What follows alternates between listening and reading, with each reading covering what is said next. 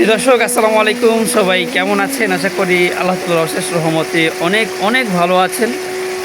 আমি আপনাদেরকে দেখাবো যে কই কার্প কিংবা গোল্ড ফিশ এই মাছগুলোর ডিম আমরা রেণু পোনা কীভাবে উৎপাদন করি কিংবা রেণু পোনাগুলো আমরা কীভাবে ফুটাই, কোথায় রাখি এই ডিমগুলো, কেমন পদ্ধতির মাধ্যমে কেমন করে আমরা কোথায় কীভাবে আমরা ফোটাই, আমরা কিন্তু সবগুলো দেখাবো। দর্শক, এখন দেখাবো আপনাদেরকে যে আমরা যে রেণু ডিম ফুটাই, এই ডিমগুলো আমরা কিভাবে ফুটাই।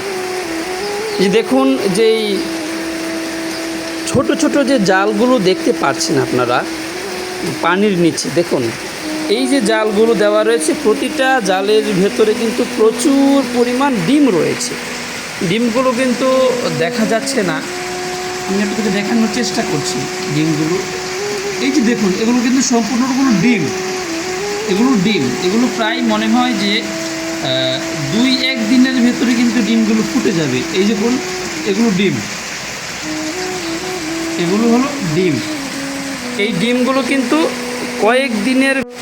আর মাছ চাষাবাদটা যদি আপনি এইভাবে করতে পারেন তাহলে কিন্তু লাভবানটা বেশি হবেন, আমি আগেই বলছি। কারণ বাচ্চা যদি আপনি গিয়ে অন্য জায়গা থেকে কিনে আনেন, সব কিছু যদি কিনে আনতে হয় তাহলে কিন্তু আপনি বেশি পরিমাণে আপনি লাভবান হতে পারবেন না। আর যদি আপনি নিজে বাচ্চা ফুটিয়ে সেই বাচ্চা বড় করে যদি আপনি নিজে বড় করে বিক্রি করতে পারেন, সেখানে কিন্তু লাভবানটা বেশি হবেন।